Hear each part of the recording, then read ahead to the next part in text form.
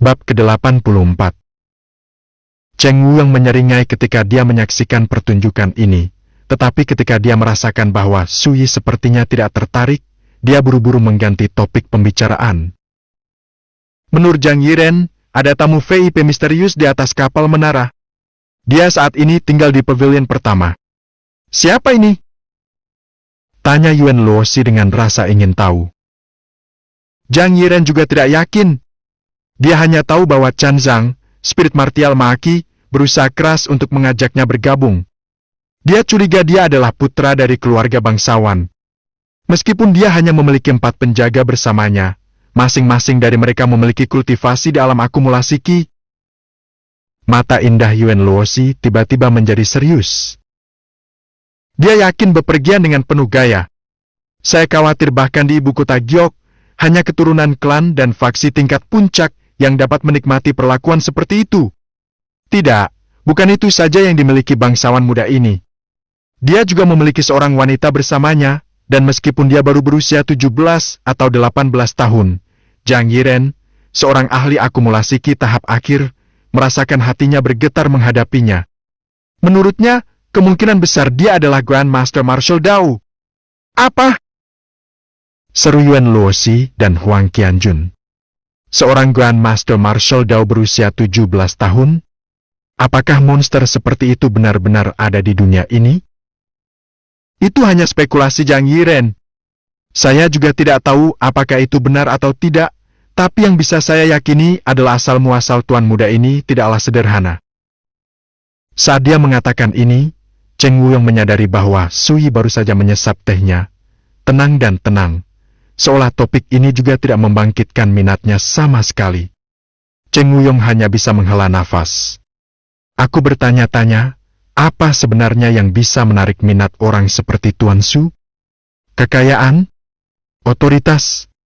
Wanita? Saya khawatir tidak ada yang cukup. Tiba-tiba, suara Shiro yang jernih dan manis seperti kabut dan hujan terdengar dari kejauhan. Melodinya memiliki daya tarik yang puitis dan indah, membuat pendengarnya melamun. Mau tak mau mereka berhenti dan berusaha mendengarkan. Tapi meski tidak ada orang lain yang menyadarinya, alis Sui berkerut mendengar suara itu. Hanya setelah musiknya memudar, Huang Qianjun tidak bisa lagi menahan pujiannya. Itu sungguh luar biasa. Anginnya selembut dan menenangkan seperti angin musim semi. Saya merasa segar. Itu sungguh menyenangkan. Tidak ada jejak seni yang disadari. Ia melayang seperti awan dan mengalir seperti sungai, seolah-olah terbentuk secara alami. Yuan Luosi mengangguk dan berkomentar juga, tampak terkejut. Paman Yang, jangan bilang ada ahli Shiro di kapal juga? Orang yang baru saja memainkan Shiro kemungkinan besar adalah penyanyi nomor 1 dari Taman Bunga Kota Dagang Keliling, Cha Jin. Mereka mengatakan dia memiliki keterampilan tiada tara selain kecantikannya yang langka. Dia cukup terkenal. Mata Huang Qianjun dipenuhi kerinduan. Sungguh menakjubkan bahwa rumah bordil bisa memunculkan kecantikan berbakat yang tiada taranya. Saya sendiri ingin menemuinya. Yuan Luosi mendengus. Dia hanya pelacur penyanyi. Bahkan jika dia lebih cantik, dan bahkan jika musiknya lebih indah, dia tetap hanya mainan untuk membuat pria ngiler. Suaranya penuh dengan nada meremehkan. Apa yang dia bicarakan? Tidak bisakah dia mengetahui dari uraian Cheng Wuyong bahwa Nona Cha Jin menjual bakat seninya, bukan tubuhnya? Dia adalah kecantikan tiada tara yang tetap murni meski dikelilingi oleh kotoran. Bukankah wajar jika pria mengagumi dan mendambakannya? Meskipun Huang Qianjun ingin berdebat, status Yuan Luosi jauh lebih tinggi daripada dirinya, jadi dia hanya bisa memaksakan kata-katanya untuk mundur. Tiba-tiba, Sui angkat bicara entah dari mana. Ada sesuatu yang mencurigakan pada Cha Jin. Jika Anda bertemu dengannya, sebaiknya Anda menjaga jarak. Itu hanya 2 kalimat, tapi membuat seluruh kelompok tercengang. Tuan Su, apakah Anda menyadari ada sesuatu yang salah? Tanya Cheng Wuyong dengan serius. Saya belum bisa memastikannya, tapi ini tidak ada hubungannya dengan kami, jadi masalah ini tidak perlu dipedulikan lebih jauh. Sui bangkit. Hari mulai gelap. Di mana kita bisa menemukan sesuatu untuk dimakan? Cheng Wuyong bergegas berdiri. Tuan Su, saya sudah mengatur jamuan makan. Ada teras luas di lantai 9 menara utama. Kita bisa makan dan minum dengan pemandangan kedua tepian Great Ajo. Pemandangannya luar biasa. Kalau begitu ayo pergi sekarang. Yuan Luosi bangkit, dan seluruh kelompok meninggalkan pavilion. Cheng Wuyong memimpin jalan menuju lantai 9.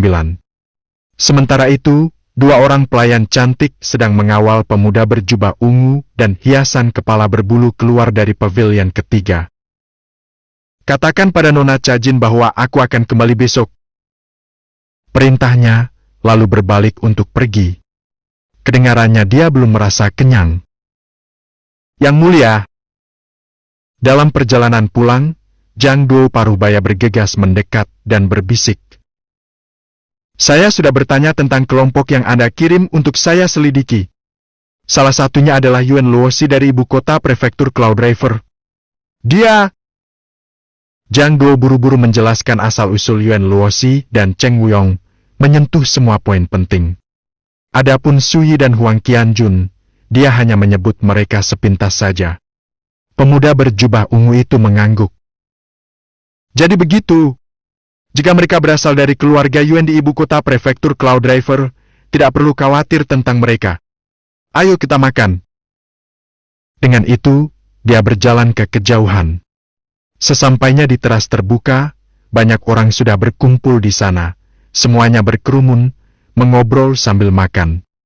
Ada beragam hidangan mewah, sebagian besar adalah hidangan pegunungan dan sungai.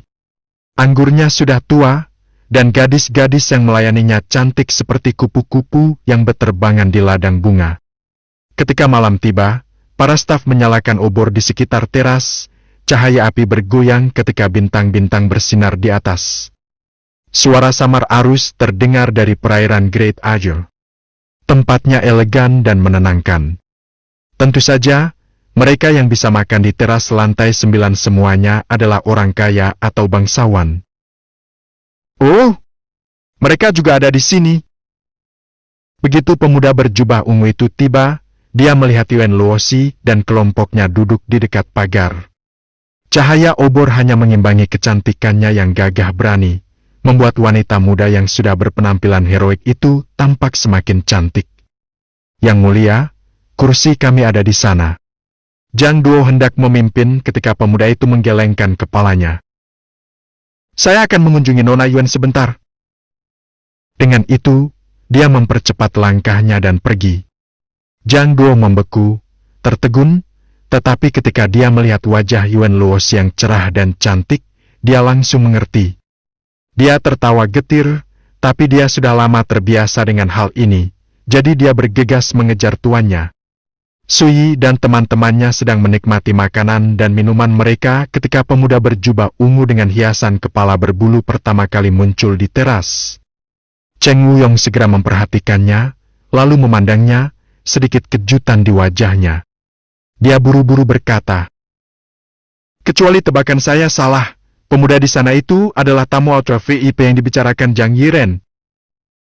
Yuan Luosi mau tidak mau bertanya, "Paman Yang, bagaimana kamu bisa mengetahuinya?" Jubah ungunya terbuat dari tenunan sutra roh salju, yang kebal terhadap air dan api. Hiasan kepala bulu itu memiliki sedikit kesan spiritualitas, itu jelas bukan barang biasa. Ikat pinggangnya, sepatu botnya, leontin joknya, semuanya dibuat dengan sangat indah. Pakaiannya sendiri setidaknya berharga 500 batu roh. Cheng Wuyong merendahkan suaranya dan melanjutkan. Lebih penting lagi, pelayannya adalah ahli akumulasi kitab akhir, dan meskipun dia terlihat biasa saja, dia tidak bisa menyembunyikan orangnya dariku. Sekali lihat dan aku tahu dia pembunuh berpengalaman. Yuan Luosi dan Huang Qianjun tidak bisa menahan diri untuk tidak berseru. Bahkan Suyi mau tidak mau mengevaluasi ulang Cheng Wuyong. Saya tidak menyadari dia begitu tanggap. Dia punya akal sehat. Sayangnya, dia mengabaikan poin terpenting. Ada jejak spiritual yang nyaris tak terlihat di dalam aura pemuda berjubah ungu itu. Itu mengingatkan pada tanda yang ditinggalkan oleh berbagai teknik jiwa. Tidak diragukan lagi, seseorang yang mahir dalam seni rahasia berbasis jiwa telah mengincar pemuda berjubah ungu. Tapi Sui tidak menunjukkannya. Mereka hanyalah orang yang lewat, tidak perlu bersusah payah memperingatkan pemuda itu. Namun yang mengejutkan Sui, dia kemudian melihat pemuda berbaju ungu berjalan ke arah mereka. Nona Yuan, apakah kamu keberatan jika aku bergabung denganmu? Pemuda itu berjalan ke arah Yuan Luosi, tersenyum ramah, dan menangkupkan tinjunya. Kamu mengenaliku? Yuan Luosi terkejut, tapi juga bingung.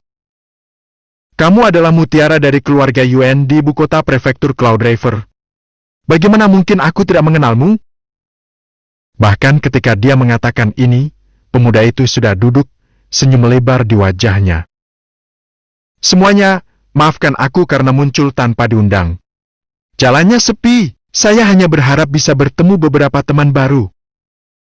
Huang Qianjun hampir memutar matanya.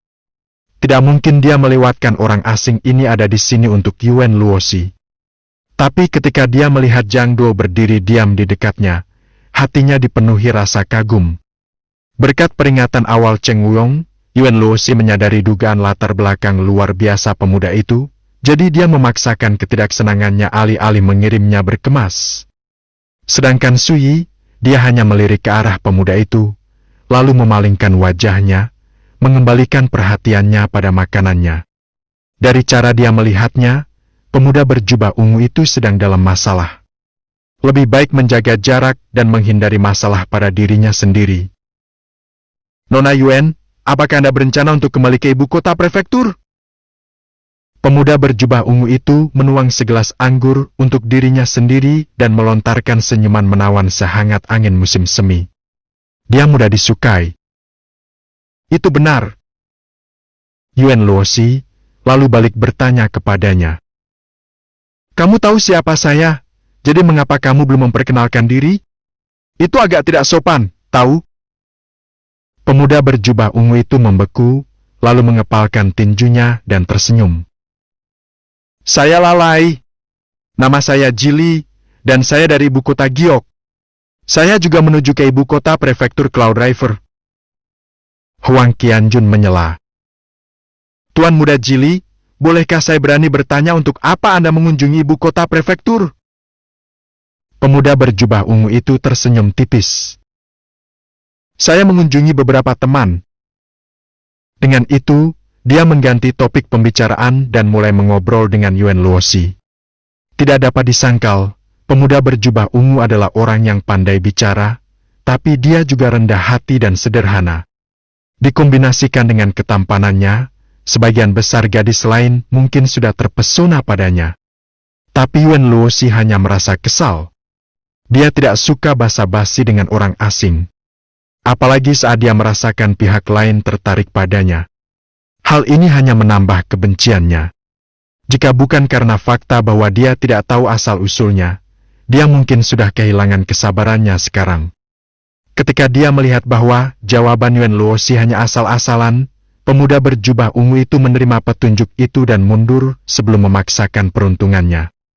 Dia tampaknya menyadari bahwa dia tidak boleh terlihat terlalu bersemangat pada pertemuan pertama mereka. Dia bangkit, lalu mengepalkan tinjunya. Semuanya, tolong lanjutkan.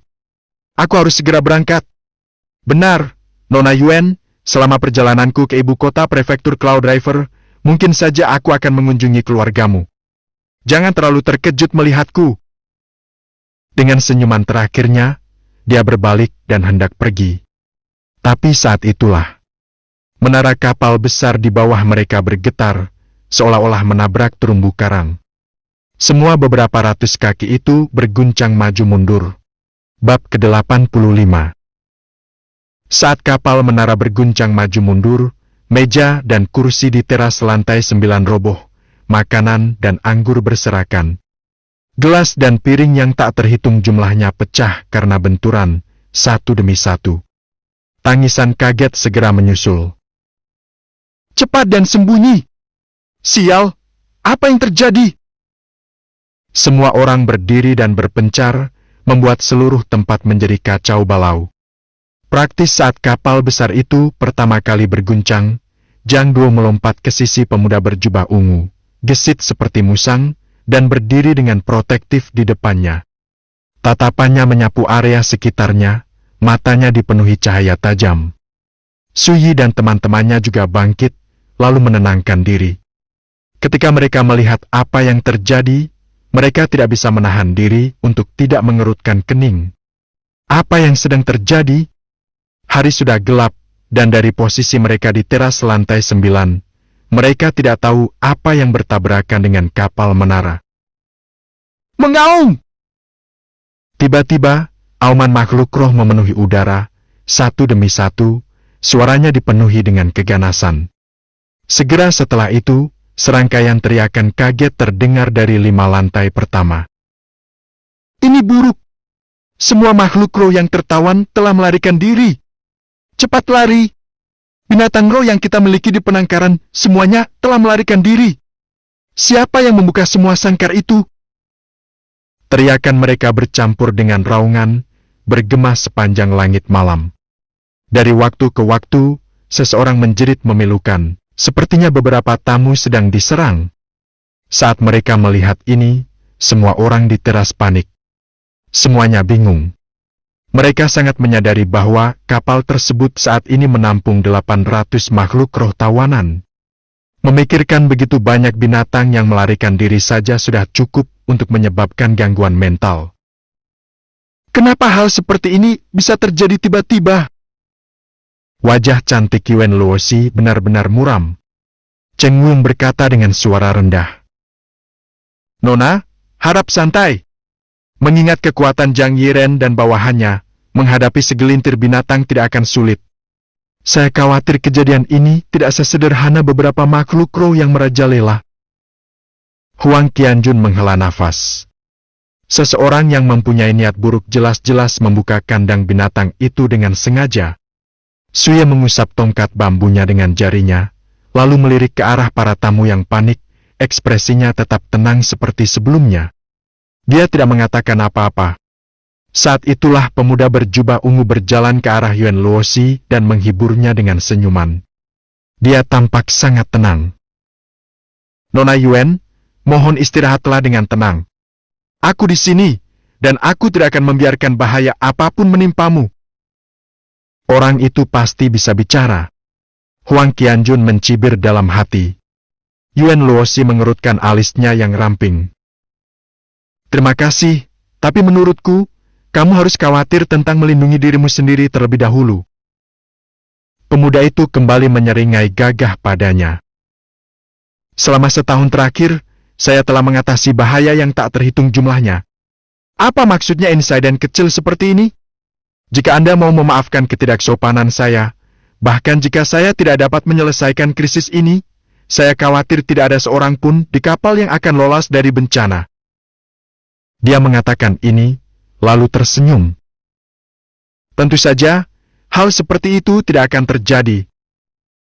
Huang Qianjun membeku. Sesaat berlalu sebelum dia memahami maksud dari bangsawan muda itu. Dia tidak bisa tidak menganggapnya lucu. Apa dia bilang dia orang terkuat di kapal ini? Mau tak mau dia melirik ke arah Sui, hanya untuk menemukan bahwa Sui tampak tetap tenang seperti biasanya.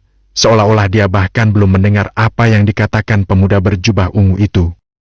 Huang Qianjun berpikir dalam hati, lihat. Itu kakak Su untukmu. Dia bahkan tidak mau repot-repot memperhatikanmu.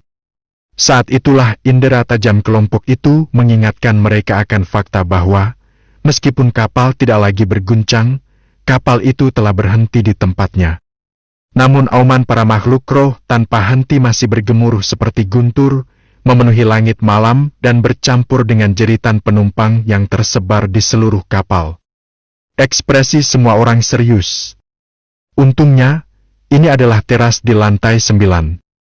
Tidak ada binatang buas yang muncul di sini. Setidaknya, tidak untuk sementara waktu. Tiba-tiba, seorang pria berjubah prajurit menyerbu ke peron. Dia bergegas mendekati pemuda berjubah ungu dan membisikkan sesuatu di telinganya. Pemuda itu segera memberikan perintahnya. Katakan pada mereka bahwa mereka tidak perlu mengkhawatirkan keselamatan saya. Setelah Anda berkumpul kembali dengan mereka, bantu Zhang Yiren membunuh makhluk roh. Kendalikan situasi ini secepat mungkin. Ya, Pak. Pria berjubah prajurit itu menangkupkan tinjunya, lalu pergi. Itu adalah pelanggan tangguh akumulasi ki tahap akhir lainnya. Mata Cheng Wuyong sedikit menyipit. Pemuda berjubah ungu lalu tersenyum pada Yuan Luosi. Bawahan, saya baru saja melaporkan bahwa seseorang dengan sengaja membuka kunci sangkar makhluk roh, dan bahwa Zhang Yiren saat ini sedang memimpin bawahannya ke medan pertempuran. Saya sudah mengirim orang saya sendiri untuk membantu. Saya yakin kami akan segera menyelesaikan insiden ini. Kata-katanya halus dan percaya diri. Tapi saat itulah Sui tiba-tiba angkat bicara. Kita harus pergi.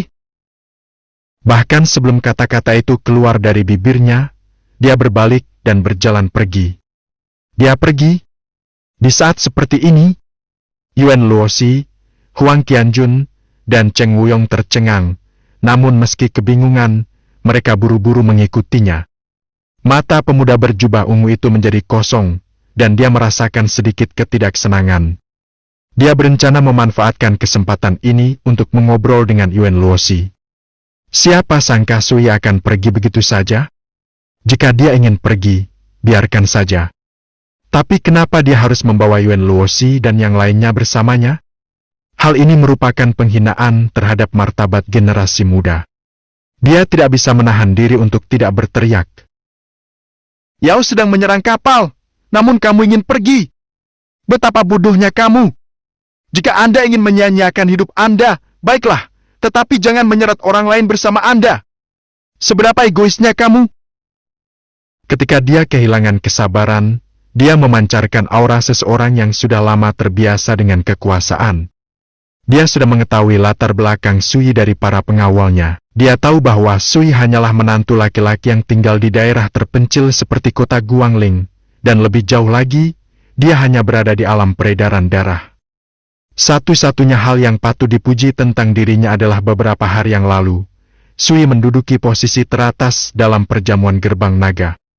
Namun di mata seorang bangsawan agung seperti pemuda berjubah ungu, pencapaian kecil seperti itu tidak layak untuk diperhatikan.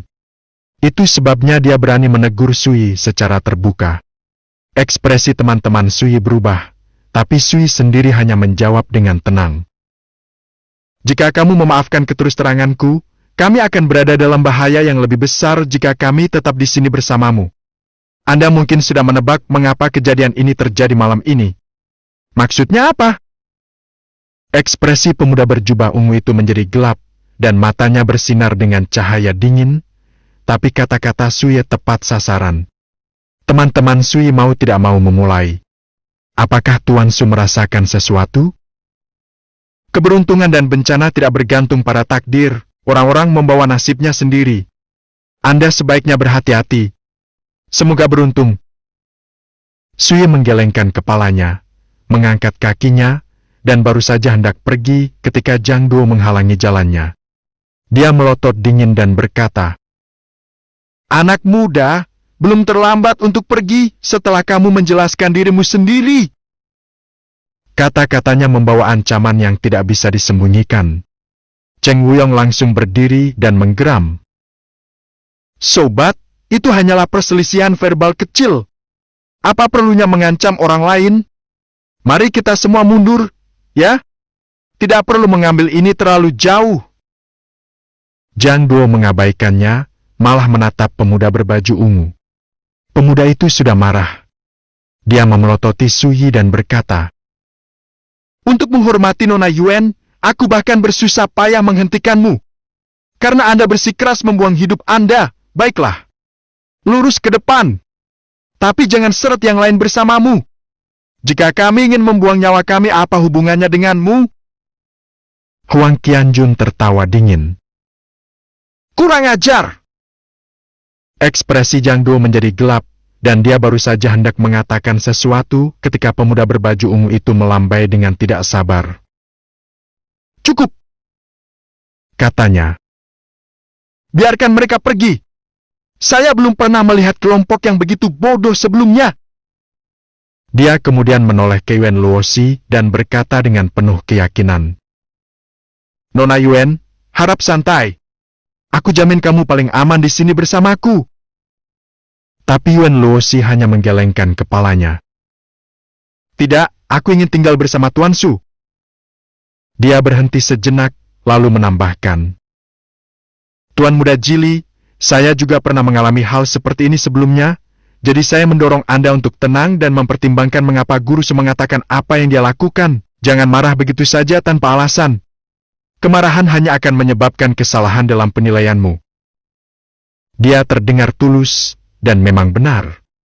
Setiap kata datang langsung dari hati. Dia telah mempelajari pelajaran ini dengan cara yang sulit. Namun pemuda berjubah ungu itu membeku. Dia hampir tidak mempercayai telinganya. Rasa absurditas memenuhi hatinya. Putri mulia keluarga Yuan lebih memilih membuang nyawanya bersama beberapa pemuda alam sirkulasi darah daripada mempercayai kata-kataku. Dan dia bahkan mendesakku untuk mendinginkan kepalaku dan mempertimbangkan kata-kata Tuan Su. Kemarahan pemuda itu begitu besar sehingga dia tidak bisa menahan tawa. Mengingat statusnya yang tinggi, belum pernah ada yang menceramahinya seperti ini sebelumnya. Yang paling membuatnya marah adalah orang yang menceramahinya adalah seorang gadis yang ia kagumi. Pada akhirnya, semangatnya tenggelam dan dia menghela nafas. Dan di sini menurutku kamu berbeda dari orang lain. Siapa sangka kamu begitu picik? Bagus. Kalian semua boleh pergi. Dia tiba-tiba merasa sendirian, seolah tidak ada yang memahaminya. Penduduk prefektur Cloud Driver, bahkan mutiara keluarga Yuan, memiliki perspektif yang terbatas. Dunia mereka terlalu kecil. Mereka tidak dapat memahami betapa mulianya orang yang mereka hadapi sekarang. Dia bersedia menawarkan perlindungannya kepada mereka, sesuatu yang hanya bisa diimpikan oleh orang lain. Lucunya, mereka bahkan tidak menyadarinya. Bodoh sekali. Tapi jika mereka ingin membuang nyawanya, dia akan membiarkannya. Saat dia memikirkan hal ini, amarah pemuda itu melemah. Sui tidak tahu berapa banyak perubahan emosional yang dialami pemuda itu dalam waktu singkat. Tapi meski dia tahu, dia tidak akan peduli sedikit pun. Karena di matanya, pemuda dengan tanda spiritual di jiwanya adalah masalah. Semakin tinggi statusnya, semakin banyak masalah yang dia timbulkan. Namun saat mereka mendekati tangga, seseorang menghalangi jalan mereka. Semuanya, tolong lakukan apa yang kami katakan dan kembali. Atau yang lain, jangan salahkan kami atas perilaku buruk kami. Pembicaranya adalah seorang pria paruh baya yang berpakaian seperti seorang sarjana. Tidak jelas kapan dia tiba, tapi dia sudah berdiri di tangga yang gelap. Tulang pipinya tirus, matanya cekung dan berkilau dengan cahaya yang tajam. Tangan kanannya melayang di atas gagang pedang yang diikatkan di pinggangnya, dan oranya dingin dan menyeramkan seperti angin musim dingin. Beberapa orang lainnya berdiri di belakangnya, menghalangi jalan turun. Ada lebih dari selusin dari mereka, semuanya memancarkan niat membunuh dan haus darah yang hebat. Ketika Sui melihat ini, dia hanya bisa menghela nafas. Kami terlambat satu langkah. Sepertinya kita tidak bisa mengandalkan Zhang Yiren untuk menstabilkan amukan binatang buas itu dalam waktu dekat. Hati Wen Luosi, Cheng Wuyong, dan Huang Qianjun tenggelam. Mereka semua merasakan ada sesuatu yang tidak beres.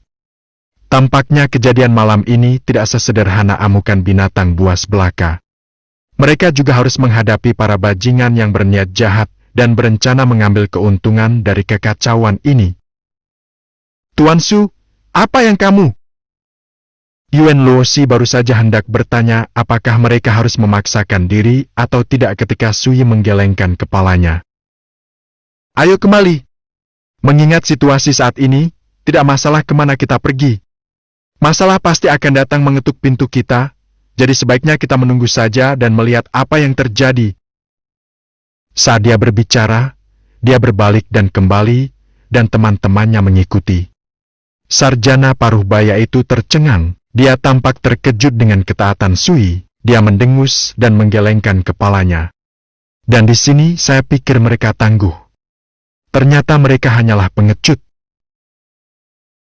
Bab ke-86. Pemuda berjubah ungu merasakan dorongan untuk mengejek, tapi karena mempertimbangkan sikap dan kesopanannya, dia hanya tersenyum tipis, menunjukkan sikap murah hati, dan pergi untuk menyambut mereka. Sui, orang bijak tahu kapan harus mengikuti arus. Saya senang Anda menyadari kesalahan Anda dan memutuskan untuk kembali. Saya tidak akan berlama-lama memikirkan ketidaknyamanan yang terjadi sebelumnya, jadi Anda juga tidak perlu memasukkannya ke dalam hati. Yuan Luosi dan yang lainnya tercengang, dan ekspresi mereka menjadi sedikit aneh. Mengapa orang ini begitu menghargai dirinya sendiri? Sui menunjuk ke arah tangga. Masalah sudah datang. Tuan Muda Jili, sebaiknya Anda berhati-hati. Dengan itu, dia kembali ke kursinya di dekat pagar, menatap sungai di kejauhan yang diselimuti kegelapan dan tenggelam dalam pikirannya. Dia takut malam ini tidak akan damai. Masalah? Pemuda berjubah ungu itu mengerutkan kening, lalu menatap Zhang Duo. Lihatlah. Yang mulia, harap berhati-hati, Tuan. Zhang Duo ragu-ragu, lalu langsung bertindak. Pemuda itu kemudian mengalihkan pandangan lembutnya ke arah Yuan Luosi. Nona Yuan, saya sudah mengatakannya sebelumnya. Selama saya ada, ini adalah tempat raman di seluruh menara kapal. Tapi bagaimana mungkin dia ingin membuang-buang kata-kata dengannya? Saat dia hendak pergi, seorang wanita yang membawa bayi yang di bedong bergegas mendekat. Kata-katanya keluar dengan panik. Aku harus turun. Suamiku ada di lantai 8. Pemuda berjubah ungu itu mengerutkan kening, lalu naik untuk menghentikannya. Berbahaya di bawah. Dengarkan aku, kamu dan anakmu akan lebih aman jika kamu tetap di sini. Wanita itu terus menundukkan kepalanya selama ini, tapi dia tiba-tiba mendongak, sedikit senyuman dingin di bibirnya. Jadi? Saat dia berbicara, sebilah belati muncul dari bungkusan yang dia pegang di dadanya. Dia meraih gagangnya dan dengan kejam menikam pemuda itu tepat di perutnya. Dia tidak diragukan lagi adalah seorang pembunuh berpengalaman. Penyamarannya tepat, tapi lebih dari itu, gerakan dan sikapnya tidak berbeda dari wanita biasa. Namun ketika dia menyerang, dia cepat, sombong, dan kejam. Pemuda berjubah ungu itu membungkuk di pinggang dan memegangi sisi tubuhnya, terhuyung mundur. Keterkejutan dan kebingungan terlihat di seluruh wajahnya. Kamu mencari kematian! Cheng Wuyong tidak jauh dari sana, dan ketika dia menyadari apa yang terjadi, matanya berbinar. Dia mengayunkannya ke arah wanita itu, tapi kegesitannya jauh melebihi ekspektasinya. Dia menghindar, muncul kembali di dekatnya. Dia telah membuang bayi yang di bedong yang dia gunakan untuk menyamar, tapi dia tidak terlihat bahagia. Sebaliknya, ekspresinya muram dan tidak sedap dipandang. Tuan Muda Jili, apakah kamu baik-baik saja? Tanya Cheng Wuyong dengan serius. Huang Qianjun dan Yuan Luosi baru saja menyadari apa yang terjadi, dan mereka berkeringat dingin. Tak satu pun dari mereka merasakan upaya pembunuhan wanita itu. Sui duduk tidak jauh dari situ, mengurus urusannya sendiri. Dia hanya melirik wanita itu, lalu membuang muka. Wanita itu telah memanfaatkan kesempatan sempurna untuk melakukan upaya pembunuhan. Dia menghitung waktunya tepat setelah Zhang Duo meninggalkan sisi tuannya. Tanpa Zhang Duo yang melindunginya, tidak ada yang bisa dilakukan pemuda tersebut untuk menghentikan upaya pembunuhan tersebut. Sial baginya, wanita itu masih gagal. Bukan karena dia tidak cukup mampu. Kualitas belatinya terlalu rendah. Saya baik-baik saja, kata pemuda berbaju ungu. Alisnya dipenuhi keringat, tapi dia masih hidup dan sehat. Dengan Golden Navite Rainbow Armor untuk melindungiku, bahkan senjata spiritual biasa pun tidak dapat menyakitiku. Dan memang benar, ketika orang banyak menoleh, mereka melihat bahwa meskipun belati itu telah merobek pakaian pemuda itu, dia tidak terluka, dan tidak ada bekas darah. Yang mulia! Zhang Duo berlari seperti embusan angin, keterkejutan, kemarahan, dan kekhawatiran tertulis di seluruh wajahnya. Saya baik-baik saja. Pemuda berjubah ungu menarik napas dalam-dalam, dan ekspresinya menjadi gelap. Aku hanya tidak menyangka calon pembunuh mengintai di teras lantai 9. Dia mengalihkan pandangannya ke arah wanita itu, dingin dan mengintimidasi. Di luar dugaan, wanita itu tidak mundur atau lari. Dia hanya menyilangkan tangannya dan menghela nafas. Dan aku tidak menyangka Yang Mulia ke-6 memiliki armor fleksibel artefak spiritual di bawah jubah itu. Banyak dari mereka yang berada di dekatnya mundur karena panik. Pemandangan ini membuat mereka semua terlalu terkejut untuk mendekat. Yang Mulia ke-6 Anda, kamu! Yuan Luosi menggenggam tangannya ke bibir, dan mata indahnya melebar. Yang Mulia ke-6, ini adalah gelar yang diperuntukkan bagi raja yang berasal dari keluarga kekaisaran, saudara laki-laki kaisar, atau keturunan langsung kaisar saat ini. Dilihat dari usia pemuda berjubah ungu, kemungkinan besar dia adalah yang terakhir. Huang Qianjun menjadi kaku, dan matanya membelalak tak percaya. Pembual itu sebenarnya adalah seorang pangeran kekaisaran. Bahkan ekspresi Cheng Wuyong berubah saat gelombang keterkejutan menjalari hatinya. Prefektur Cloud River adalah salah satu dari 6 prefektur di Provinsi Imperatorial. Letaknya di wilayah barat dinasti Zhou besar, jauh dari ibu kota Giok di jantung Provinsi Langit. Dari sudut pandang mereka, Yujing, ibu kota Giok, sangatlah jauh sekali. Tapi sekarang, seorang pangeran dari keluarga kekaisaran berdiri tepat di depan mereka. Mudah untuk membayangkan betapa terkejutnya mereka. Dia benar-benar menyusahkan. Masalah besar. Suya mengerutkan alisnya. Siapapun orang-orang ini, mereka berani membunuh seorang pangeran dari keluarga kekaisaran. Mudah untuk membayangkan betapa hebatnya badai yang ditimbulkan oleh kejadian ini. Dan kemungkinan besar mereka semua terseret ke dalam kekacauan ini, bukan karena kesalahan mereka sendiri. Namun tak lama kemudian, alis Suya mengendur. Dia tidak mau repot-repot mengkhawatirkan hal ini. Jika masalah datang mengetuk pintunya, dia hanya akan mengayunkan pedangnya dan menyelesaikannya. Semuanya, aku minta maaf karena menyembunyikan statusku sebelumnya. Tapi ekspedisi ini seharusnya tetap dirahasiakan. Siapa sangka para penjahat ini akan mengincarku? Pemuda itu meringis, tetapi cara Yuan Luosi dan Huang Qianjun memandangnya jelas sudah berubah. Mereka tidak berani kurang ajar seperti sebelumnya. Sui memperhatikan ini, tapi tidak berkata apa-apa. Pada akhirnya, ini adalah wilayah dinasti Zhou besar. Semuanya tunduk pada otoritas kekaisaran. Jangankan Yuan Luosi dan yang lainnya, bahkan Grand Master Marshal Dao harus bersikap hormat. Buk buk buk. Langkah kaki terdengar, dan sekelompok orang muncul dari tangga. Pemimpinnya adalah pria paruh baya terpelajar yang sama yang menghalangi jalan Sui sebelumnya. Sekelompok sosok berjubah hitam dan bertopeng mengikutinya. Hanya mata mereka yang terlihat, tapi mereka tampak kuat, dan semuanya memancarkan niat membunuh yang keji. Kami pasti mengejutkanmu, Yang Mulia ke-6. Sarjana paruh baya itu mendekat sambil tersenyum. Zhang Yiren dan bawahannya sibuk berjuang untuk hidup mereka tidak punya waktu luang untuk mengkhawatirkan orang lain. Orang-orang kami juga membatasi ketiga bawahan Anda itu. Saya khawatir hanya Zhang Duo yang tersisa untuk melindungi Anda. Dia berhenti sejenak, lalu melanjutkan. Yang Mulia ke-6, jika Anda tahu apa yang baik bagi Anda, mohon serahkan. Saya jamin jika Anda melakukannya, kami akan berbalik dan pergi dari sini sekarang juga. Siapa yang mengirimmu?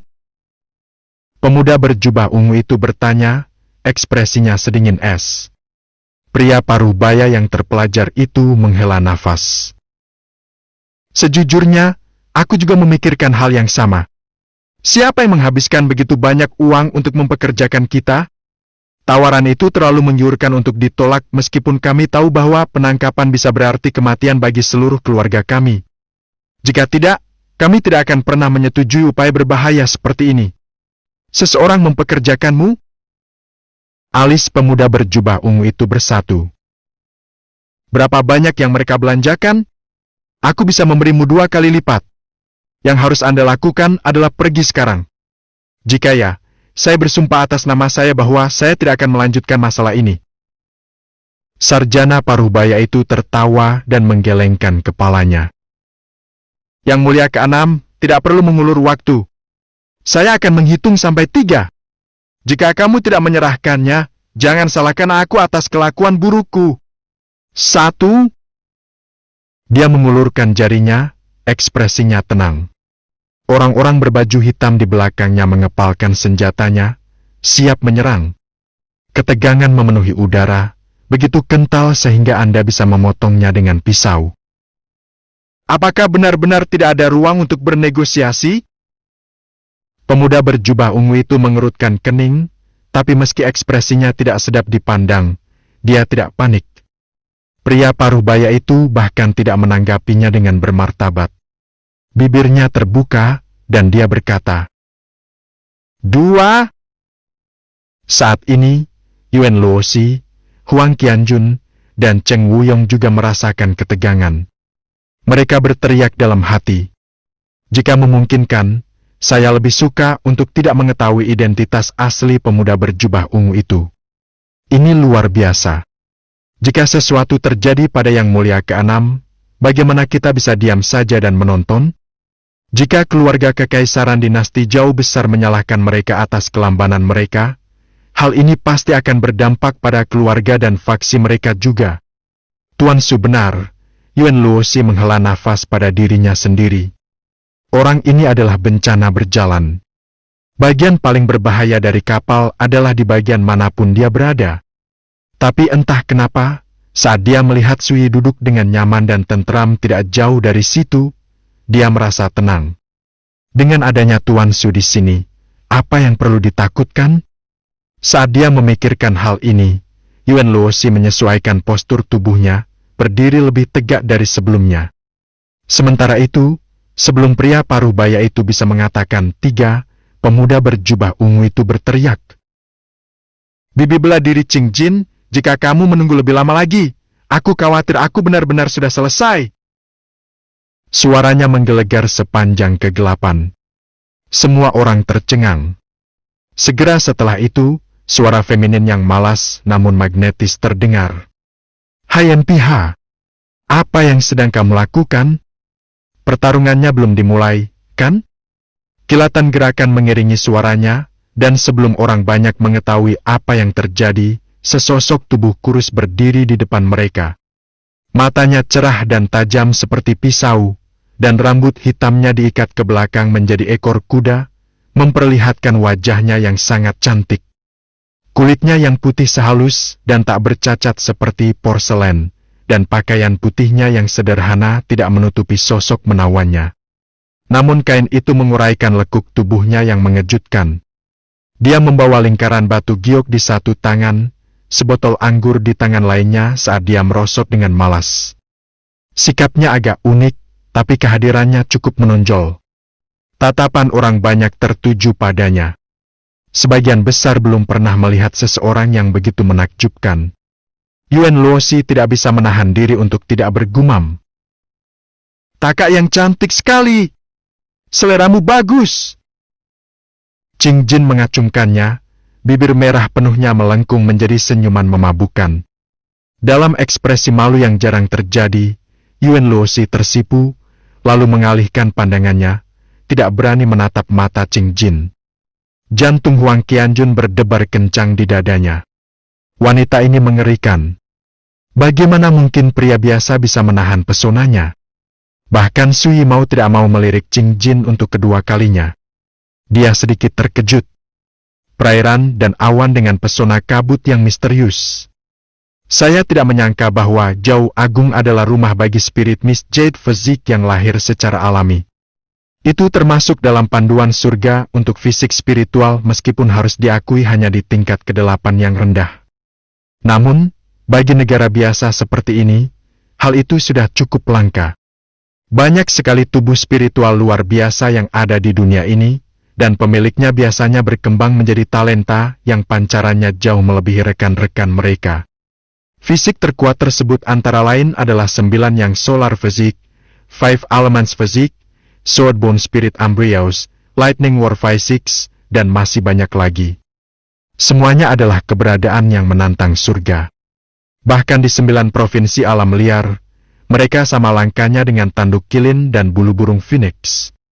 10.000 tahun mungkin berlalu tanpa satu pun individu seperti itu muncul. Tapi gadis yang baru saja dipanggil oleh pemuda berjubah ungu, bibi bela diri Qing Jin, memiliki fisik giok spirit mist alami. Fisik spiritual ini selembut dan sehalus awan, dengan spiritualitas semurni kabut. Bakat seperti ini sudah cukup untuk memanggilnya monster kecil. Bab ke-87. Pada saat yang sama, Sui menyadari bahwa sekuat aura Qing Jin, dia masih berada di tahap awal alam akumulasi Qi. Tidak heran Cheng Wuyong mengira dia adalah Grand Master Martial Dao berusia 17 tahun. Dengan fisik spiritual pada tingkat itu, alam seniman bela diri biasa tidak cukup untuk menggambarkan dirinya.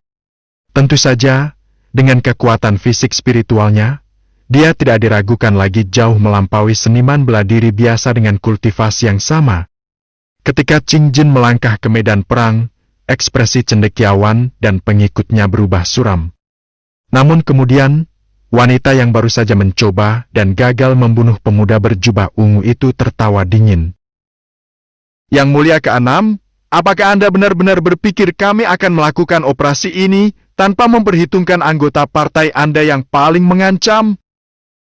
Saat dia mengatakan ini, dia menatap kerumunan tamu yang sudah lama melarikan diri ke ujung teras. Senior, tolong serang! Semua orang secara naluriah melirik. Di kejauhan, terjadi keributan di antara kerumunan, dan mereka segera membuka jalan. Satu-satunya yang tidak bergerak adalah seorang pria berpakaian rami. Kulitnya gelap, dan pelipisnya mulai berwarna abu-abu. Dia membawa tas kain setinggi 4 kaki di punggungnya, tapi penampilannya tidak begitu penting. Ketika dia merasakan bahwa semua orang sedang menatapnya, pria itu mengerutkan kening, menghela nafas panjang, lalu mendekat dengan langkah besar. Gedebuk! Gedebuk! Gedebuk! Dengan setiap langkah kaki, dek kayu tebal itu bergetar, dan oranya naik 1 tingkat lagi. Di bawah tatapan terpaku orang banyak, pria itu tampak berubah menjadi gunung. Bahkan saat dia berjalan, dia tampak menjulang tinggi dan mantap, dan dia mengeluarkan tekanan yang menyesakkan. Seorang guru besar! Ekspresi Cheng Wuyong berubah menjadi tidak sedap dipandang. Saat mereka makan di sini beberapa menit yang lalu, dia secara mengejutkan gagal merasakan Grand Master Martial Dao bercampur dengan kerumunan. Tidak, bukan itu. Sebelumnya, Guru Su menyarankan agar kami meninggalkan tempat ini.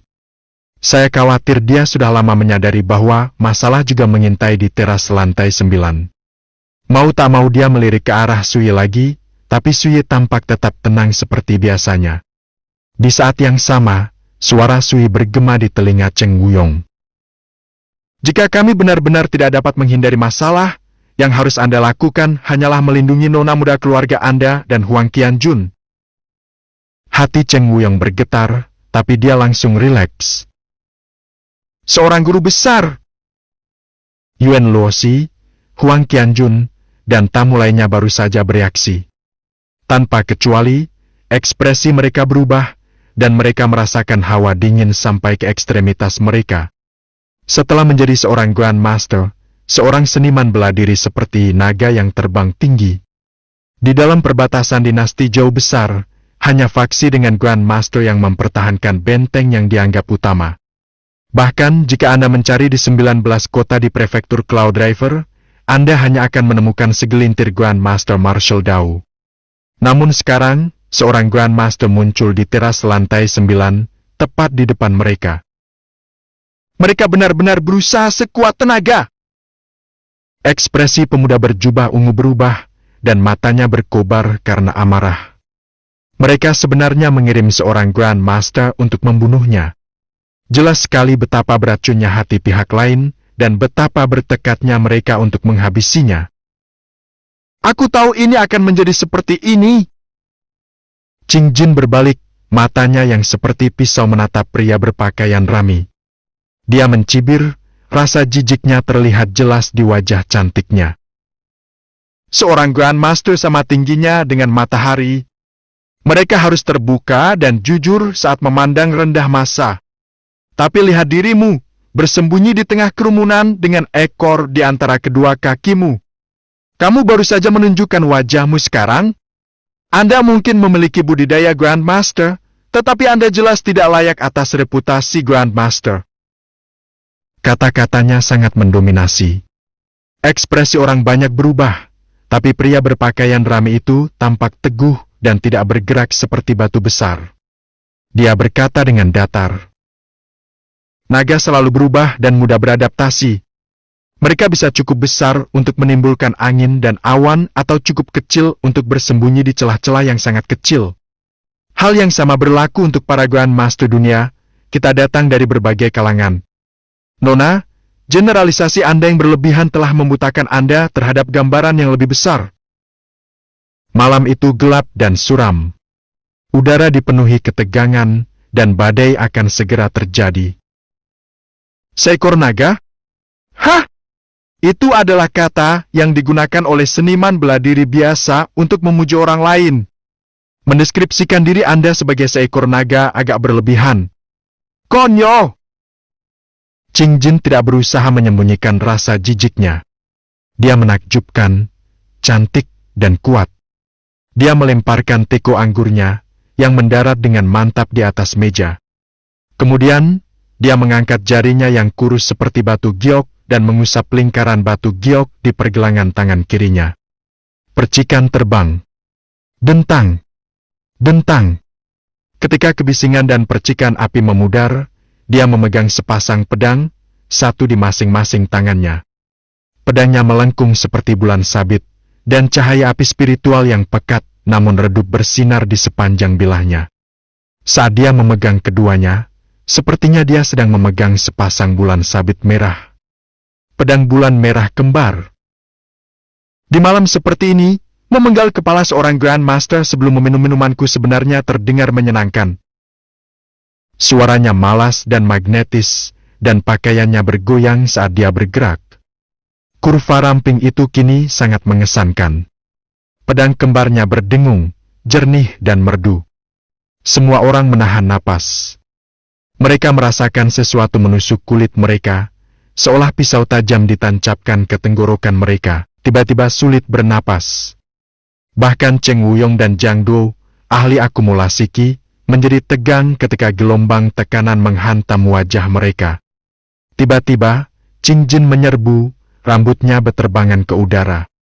Suara mendesing. Dia sangat cepat, dia meninggalkan bayangan di belakangnya. Pedangnya bersilangan, dan dia menyerang di tengah serangan. Seolah-olah sepasang bulan merah tua telah membelah langit malam. Cahayanya menyengat mata, cahayanya ilusi dan halus saat turun ke dunia biasa. Busur merah mengalir. Ini adalah teknik rahasia tingkat atas bumi, dan dia telah mencapai kemahiran dalam hal itu. Saat dia melepaskannya, dia menyadari sepenuhnya misteri halusnya. Pria berpakaian rami itu menyipitkan matanya, lalu meraih ke belakangnya. Kain setinggi 4 kaki yang diikatkan di punggungnya pecah menjadi serpihan kain, dan tombak hitam pendek muncul di tangannya. Dentang. Tabrakan yang memekakan telinga terdengar, suara logam yang menusuk, dan batu yang pecah. Pria berpakaian rami mundur beberapa langkah sebelum akhirnya menstabilkan dirinya. Energinya bergejolak, dan tombak pendeknya berdengung dan bergetar. Ketika dia melihat ke arah Qing Ken, dia melihatnya berdiri tegak dan memegang pedang kembarnya, energinya memenuhi udara di sekitarnya. Matanya yang cerah berkilau seperti bilah, indah namun mengesankan. Dia sangat kuat. Tanpa kecuali, semua orang yang menyaksikan ini tercengang. Seorang Grandmaster Martial Dao mundur dalam satu serangan. Sebelum mereka bertarung, penampilan Qing Jin membedakannya dari orang lain. Jika terasnya adalah sebuah panggung, dia adalah aktris utama yang penuh gaya dan menarik perhatian. Namun ketika dia menyerang, dia tajam dan lalim, menyerang dalam kilatan cahaya melengkung. Dia mempermalukan banyak pria yang hadir. Mereka hanya bisa mengeluh atas inferioritas mereka sendiri. Dia luar biasa! Mata Yuan Luoxi berbinar saat dia berteriak kegirangan. Dentang! Qing Jin tidak menghentikan serangannya. Dalam pertempuran, setiap inci tubuhnya dipenuhi dengan niat membunuh yang mengerikan. Pedang kembarnya memenuhi udara dengan bulan sabit merah ilusi, masing-masing berayun lebih cepat dan lebih kejam daripada yang sebelumnya. Mereka tidak hanya tajam, mereka mendominasi seperti api. Dentang! Dentang! Dentang! Dentang! Saber beradu dengan tombak secara berurutan, seperti menabuh genderang. Suaranya bergema sepanjang langit malam, mengaduk darah dan perih di telinga. Para penonton menyaksikan bayangan pedang api saling bersilangan. Qing Jin sangat mirip dengan sambaran petir, ganas namun tidak berwujud. Pria berpakaian rami dipaksa mundur beberapa kali. Tapi dia juga sangat menakutkan. Dia kokoh seperti gunung, dengan kekuatan batu besar. Tidak peduli betapa dahsyatnya badai tebasan yang terjadi, hal itu belum menimbulkan kerusakan yang nyata baginya.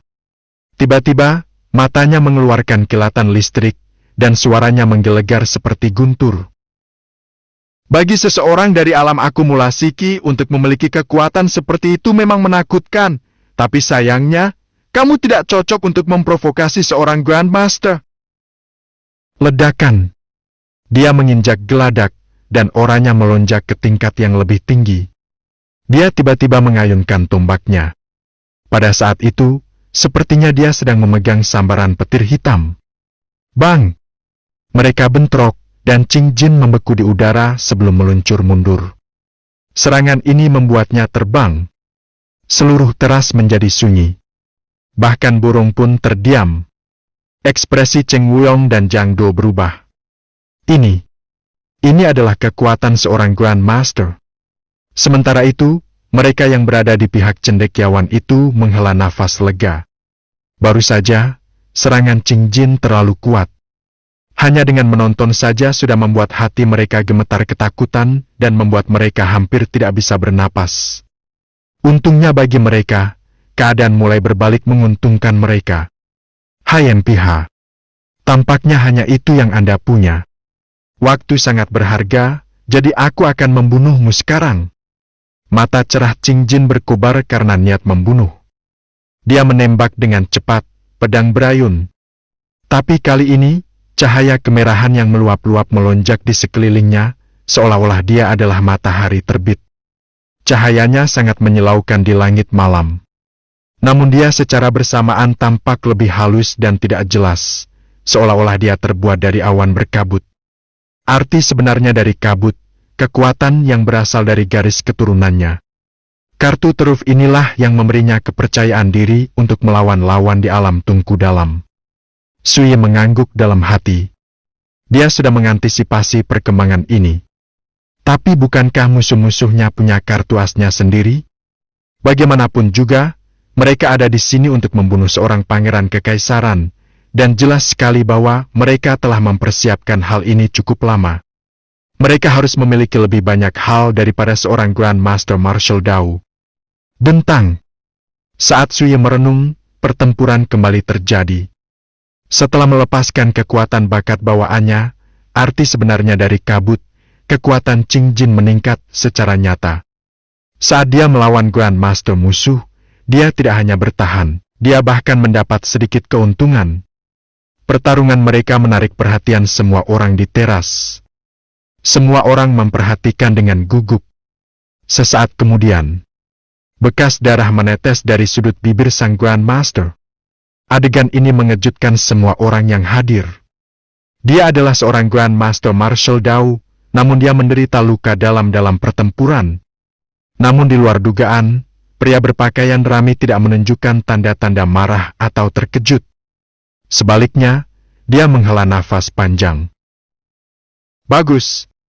Saya menyetujui operasi ini. Mengapa harus bertahan hidup lebih jauh lagi? Suaranya melankolis, tetapi saat dia berbicara, energinya tampak mendidih seperti lautan yang diombang-ambingkan ombak. Aura destruktif kemudian menyebar ke seluruh teras. Seni rahasia yang mengorbankan nyawamu sendiri? Alis indah Qing Jin berkerut, wajah cantiknya tiba-tiba serius. Dia menyerang dengan sekuat tenaga, pedang bulan merah kembar menyerang seperti hujan bintang jatuh. Dentang. Tapi setelah dampak mengejutkan berikutnya terdengar, sosok Langsingnya lah yang terlempar ke belakang. Darah mengering dari wajahnya, dan matanya yang cerah membelalak tak percaya. Sebaliknya, pria berpakaian rami itu seperti api yang berkobar dan tidak bisa dipadamkan. Dia mencengkram tombaknya dan menyerang Qing Jin dengan niat untuk membunuh. Dia seperti dewa iblis. Ledakan. Dia melambaikan tombaknya yang bersinar dengan cahaya terang, mencolok seperti suara guntur yang tiba-tiba. Qing Jin menggertakkan giginya, tapi dia tidak mengelak. Dia bentrok dengannya secara langsung. Bang! Dia dikirim terbang sekali lagi, dan dia batuk darah. Wajah cantiknya sekarang pucat pasi, dan alisnya berkerut menunjukkan keterkejutan dan kemarahan yang jarang terjadi. Baik pemuda berpakaian ungu maupun teman-teman Sui merasa kedinginan, dan ekspresi mereka berubah. Cendekiawan dan para pengikutnya memandang, membunuh dan siap menyerang kapan saja. Mereka berencana memanfaatkan kesempatan ini untuk menangkap mangsa utama malam ini. Suara acuh tak acuh pria berpakaian rami itu bergema di seluruh medan perang saat dia menyerang sekali lagi. Hidup untuk hidup, pengorbanan yang layak. Dentang. Dia mengangkat tombak hitam pendeknya, dan gelombang energi mengerikan yang tak terbatas menebas ke arahnya. Tidak ada tempat bagi Qing Jin untuk lari. Serangannya tampak sederhana, namun mencakup segala arah, seperti jaring yang tak terhindarkan. Satu-satunya pilihannya adalah menolak secara langsung. Sedikit kepahitan muncul tanpa bisa ditahan di bibirnya. Sepertinya saya meremehkan betapa menakutkannya Grandmaster. Bab ke-88. Bibi bela diri! Si berjubah ungu mengawasi dari kejauhan. Dia berteriak, hatinya gelisah. Penonton lainnya juga memucat. Bang! Dalam menghadapi krisis yang akan segera terjadi, Qing Jin sama sekali tidak takut. Dia melawan dengan sekuat tenaga, hanya agar serangan lawannya membuat pedang bulan merah kembar terbang dari tangannya. Dia juga meluncur di udara, mendarat beberapa puluh kaki jauhnya. Dia sekarang sangat pucat, bahkan bibirnya putih, dan dia berulang kali batuk darah.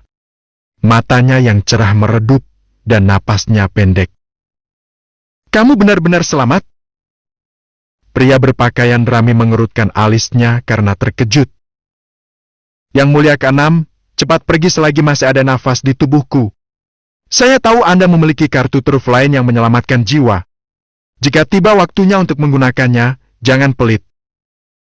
Dia terbatuk-batuk keras saat dia berjuang untuk berdiri, lalu melirik ke arah Twin Scarlet Moonblades yang telah terlempar jauh. Dia tampak frustrasi dan tidak berdaya. Lalu, dia menggelengkan kepalanya dan menarik napas dalam-dalam. Saat dia menghembuskan napas, wajah pucatnya sudah benar-benar tenang. Jika dia bisa mengabaikan nyawanya, aku juga bisa.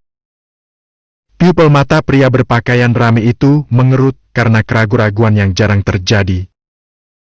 Bibi bela diri, jika kita mati bersama. Pemuda berbaju ungu berteriak, matanya menyala-nyala karena tekad yang kejam.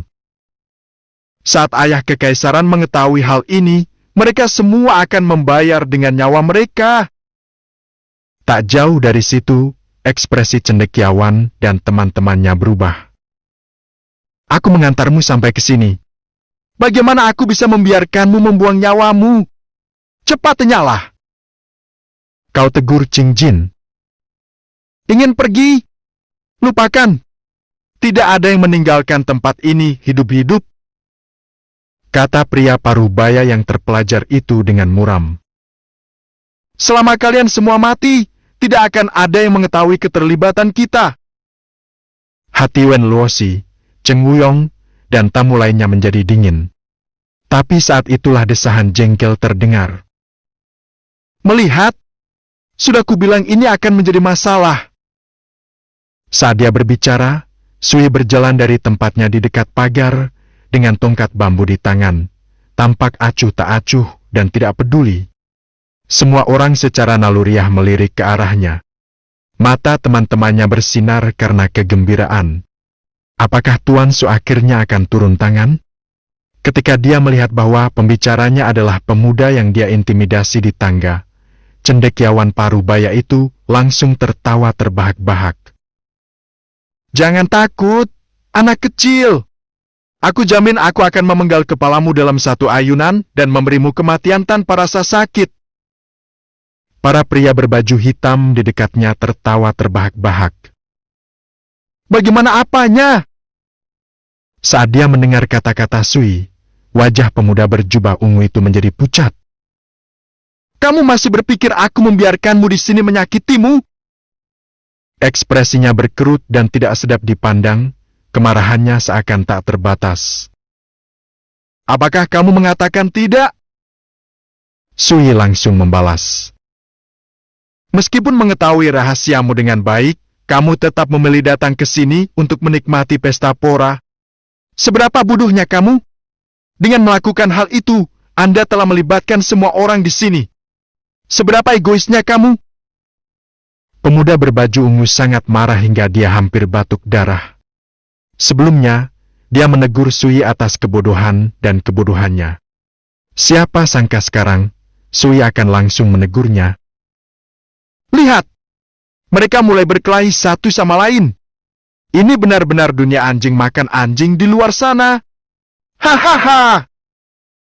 Wanita yang melakukan upaya pembunuhan awal terhadap pemuda berjubah ungu itu tertawa terbahak-bahak. Sui memandangnya dengan acuh tak acuh. Semoga kamu masih bisa tersenyum setelah ini. Rasa dingin yang tak dapat dijelaskan menjalar ke dalam hati wanita itu, dan tawanya tiba-tiba terhenti. Dia tiba-tiba merasa tidak yakin. Bagaimana seorang pemuda di alam sirkulasi darah bisa memiliki tatapan yang begitu menakutkan? Yang mulia ke-6, hanya Tuan Su yang bisa menyelamatkan kita sekarang. Saya akan mengatakannya sekali lagi, jangan biarkan amarah Anda mengacaukan penilaian Anda. Yuan Luosi menarik napas dalam-dalam dan berkata dengan serius. Maksudmu dia bisa menyelamatkan kita? Pemuda berjubah ungu tampak sedikit bingung, seolah dia baru saja mendengar lelucon yang sangat besar. Nona Yuan, saya meminta Anda untuk tidak membuat lelucon seperti itu di saat seperti ini. Ekspresi Zhang Do tidak sedap dipandang. Bahkan seseorang yang menakutkan seperti Qing Jin bukanlah tandingan Grand Master Martial Dao itu.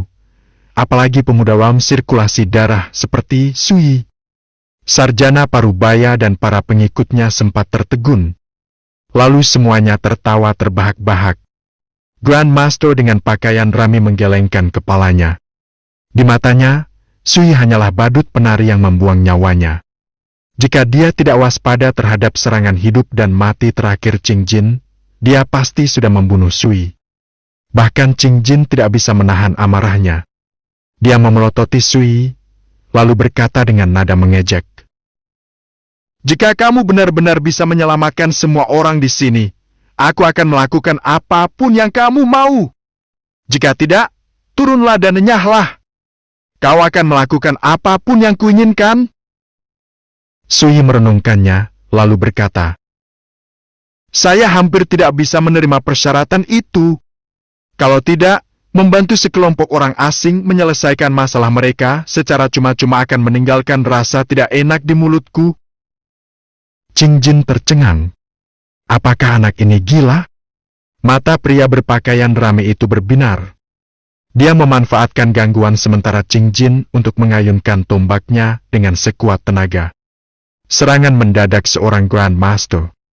Seberapa mengerikankah hal itu? Tapi kemudian, ledakan. Tombak hitam itu berayun, dibungkus dengan kekuatan yang agung dan mempesona, membelah udara dengan dentuman yang menusuk dan bernada tinggi. "Menghindari! Buru-buru!"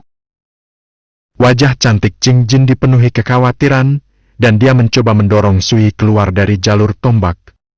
Namun yang membuatnya heran, meski memiliki kekuatan yang sangat besar, mendorong Sui terasa seperti mendorong gunung. Dia bahkan tidak bergeming. Dentang! Dengung pedang yang rendah dan jelas bergema di telinga semua orang. Kilatan cahaya pedang menyusul, seperti kilat yang menerangi langit malam dan menembus kegelapan pekat. Mata semua orang ditusuk kesakitan, sampai-sampai mereka hampir menangis. Sang Grand Master merasakan jiwanya berdebar-debar, dan matanya menjadi kosong. Kesadarannya terpecah, seperti kekacauan di awal mula alam semesta. Garis pedang Qi, seperti langit abadi, melonjak dari kehampaan. Itu sangat luas, begitu megah, begitu tinggi dan kuno. Kemudian, rentetan pedang Qi menebas dengan kejam. Perasaan tidak berdaya, tidak berarti, dan putus asa melonjak ke seluruh tubuh Grand Master. Dia menjerit ketakutan. "Tidak!" Suaranya menggetarkan langit malam, bergulung seperti guntur. Semua orang bergidik, dan ketika mereka melihat ke atas, pemandangan mengerikan menyambut mereka. Grand Master berhenti di tengah serangan, tombak hitamnya membeku di tengah ayunan. Wajahnya yang tegap dan berkulit gelap kini dipenuhi dengan keterkejutan, ketakutan, dan keputusasaan. Kemudian, dia terjatuh ke tanah, jatuh tertelungkup. Dampaknya mengguncang seluruh teras. Dia tidak memiliki bekas luka, tetapi seolah-olah kekuatan hidupnya telah menguap ke udara, tidak meninggalkan apapun. "Tidak! Tidak!" Teriakan terakhir dan putus asa pria itu masih bergema di udara. Menyaksikan kematian yang tidak wajar ini membuat bulu kuduk para penonton berdiri. Rasa dingin merambat di punggung mereka. "Ini!" Sarjana Parubaya dan bawahannya begitu terkejut hingga mereka terpaku di tempat. Bagaimana mungkin seorang Grand Master Martial Dao tiba-tiba mati? Dan dengan cara yang aneh. "Dia meninggal? Seperti itu?" Pemuda berjubah ungu itu praktis melompat. Dia tampak bingung, dan kepalanya berdengung. Dia bahkan bertanya-tanya apakah dia sedang bermimpi. Meskipun dia tidak menyadarinya, pelayannya, Zhang Duo, tertegun seperti biasanya. Menyaksikan kematian Grand Master juga mengejutkannya. Bahkan tangan dan kakinya sedikit gemetar. Seni pedang tingkat berapa itu? Metode guru Su semakin sulit dipahami. Bahkan Yuan Luoxi, Cheng Wuyong, dan Huang Qianjun, dengan pemahaman mereka tentang Sui, tercengang. Gelombang menjalari hati mereka. Mereka sangat terkejut lagi.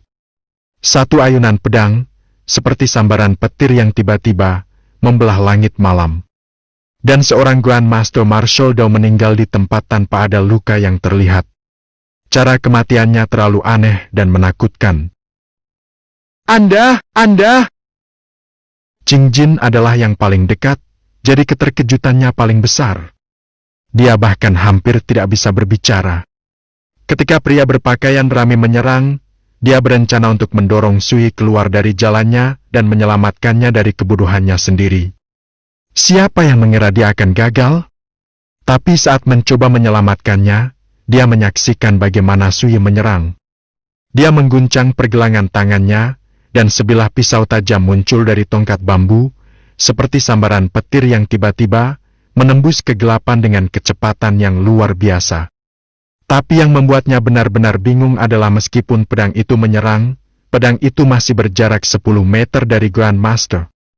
Itu tidak sampai menyentuh keliman bajunya. Namun dia baru saja pergi dan mati, dan dengan cara yang tidak masuk akal. Saat dia berdiri di sana dengan linglung, Sui tiba-tiba melompat melewatinya dan tiba di hadapan wanita pembunuh itu. Mortal Edge bergerak lebih cepat darinya, dengan mudahnya menembus lubang berdarah tepat di tenggorokan wanita itu. Menyemprotkan. Darah berceceran dari lukanya. Mata wanita itu melebar, keheranannya tergambar di seluruh wajahnya. Menyaksikan kematian Grandmaster juga mengejutkannya. Pada saat dia sadar, pedang Sui telah mencapai sasarannya. Dia seperti anak domba yang akan disembelih, dan dia binasa di tempat. Tertawa di saat yang tidak tepat akan membuatmu terbunuh, bisik Sui. Dia menarik pedangnya kembali, tidak melirik wanita itu sekilas saat mayatnya terjatuh ke belakang. Dia kemudian mengalihkan perhatiannya ke Sarjana Parubaya. Cendekiawan dan para pengikutnya juga sadar, dan semua ekspresi mereka berubah ketika hati mereka dipenuhi teror yang tak terlukiskan. Pria berpakaian rami itu pernah menjadi pilar mereka, namun sekarang dia terjatuh, dan hanya setelah satu serangan. Tentu saja mereka kaget. Buru-buru! Cepat lari! Sarjana Parubaya itu berteriak, lalu berbalik dan berlari menuju tangga. Selusin bawahannya yang berjubah hitam mengambil langkah lebih jauh. Mereka berlari menuju pagar, berharap bisa melompat dari teras lantai 9 dan masuk ke perairan Great Ajo. Tapi bagaimana mungkin Cheng Wuyong, Zhen Duo, dan seniman bela diri lainnya membiarkan mereka berbuat sesuka mereka? Mereka segera menyerbu dan menyerang. Membunuh! Kita tidak bisa membiarkan itu lolos! Semuanya menyerang sekaligus! Kejar mereka! Ada banyak orang yang hadir, bukan hanya kelompok Sui, penumpang lainnya, kelompok yang mundur lebih awal, termasuk banyak seniman bela diri. Sekarang, semua prajurit ini menyerang, berteriak dan menjerit saat mereka menyerang. Sui awalnya merencanakan serangan lanjutan, tetapi ketika dia melihat ini, dia segera berhenti dan menyarungkan pedangnya. Dia selalu malas. Jika dia bisa membuat orang lain melakukan sesuatu untuknya, dia pasti tidak akan melakukannya sendiri secara sukarela. Dia berbalik, menemukan kursi, dan duduk. Dia menghirup udara keruh. Ketika dia merasakan perasaan lelah yang memancar dari jiwanya, dia tidak bisa menahan diri untuk tidak mengejek dirinya sendiri. Serangan yang baru saja dia gunakan untuk membunuh pria Parubaya di Rami adalah teknik jiwa yang baru saja dia kembangkan. Mantra pedang jiwa kekosongan besar. Pedangnya seperti gunung dewa yang menjulang tinggi di kehampaan, menjulang tinggi ke langit.